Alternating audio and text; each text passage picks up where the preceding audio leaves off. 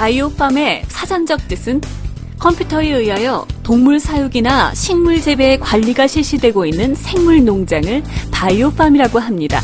식물에서는 최상의 생육 조건에 필요한 습도, 이산화탄소의 농도, 비료 성분, 광합성을 위한 조도 등을 컴퓨터로 제어하면서 수경용액으로 재배하는 농업입니다.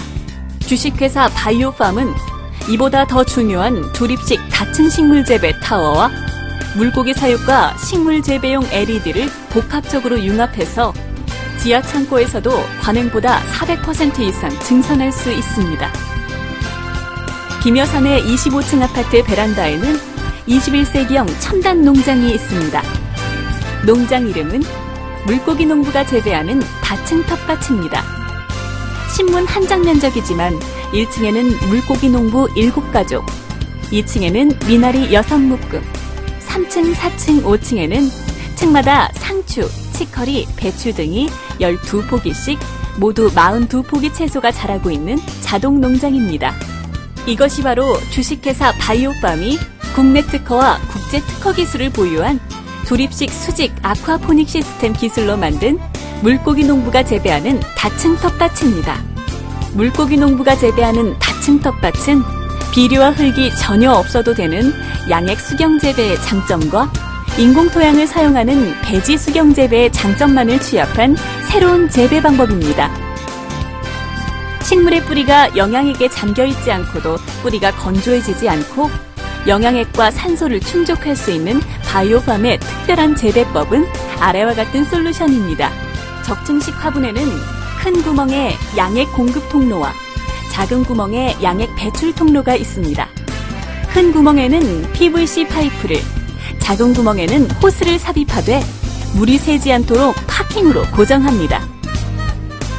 여기 적층식 화분에 물을 담으면 새지 않고 저장됩니다. 물 높이가 최고 수위에 닿으면 최저 수위의 배출 구멍을 통해서 물이 아래로 배출되고 물 높이가 최저 수위에 닿으면 다시 저장되는 작용이 수압에 의해서 반복하게 됩니다. 펄라이트는 비중이 낮아서 물에 뜨게 되는 점을 이용하려고 펄라이트 2리터를 넣습니다. 여기에 물을 부으면 펄라이트는 물 위에 뜨게 됩니다. 스펀지팟에 모종을 심고 재배구에 삽입합니다. 적층식 화분에 물을 채웁니다. 여기 사진처럼 펄라이트가 물 위에 떠서 스펀지팟 하단에 밀착되고 흡수성으로 수분을 충분히 공급하고 펄라이트 입자가 굵어서 공기까지 충분히 공급하므로 담액 수경의 장점과 배지 수경의 장점을 모두 갖추었습니다. 밸브를 완전히 열면 물이 위로 올라가지 않고 완전히 잠그면 전량이 올라갑니다. 물이 적당량만 올라가도록 밸브를 조절해 놓으면 김 여사가 할 일은 아무것도 없는 100% 자동화 농장이 됩니다. 하루 동안 물고기가 배설한 천연 비료는 도자기 화병 모양의 조립식 화분 뱃속을 통해서 꼭대기층으로 올라가고 조립식 화분의 아랫배까지 내려가서 묵은 물과 교대하고 묵은 물은 솟구쳐서 다시 아래층으로 내려가기를 반복합니다. 이 물고기 농부가 재배하는 다층 텃밭은 여러 층의 입체적인 텃밭이므로 햇볕을 못 보는 채소가 있을 수 있습니다. 그래서 천천히 1시간에 8바퀴 회전해서 어느 방향의 채소나 모두 햇볕을 골고루 쬐을 수 있도록 해주고 있습니다. 그러나 전기요금 걱정은 할 필요가 없어요. 1시간에 고작 4와트만 사용하니까 전혀 부담스럽지 않죠. 여기 이것은 음식 쓰레기 처리기인데 아주 과학적이면서도 너무나 간단한 구조입니다. 지금까지는 분변토가 높아지면 지렁이나 동해 등의 애벌레를 새로운 사육통에 옮기는 어려움이 있었습니다.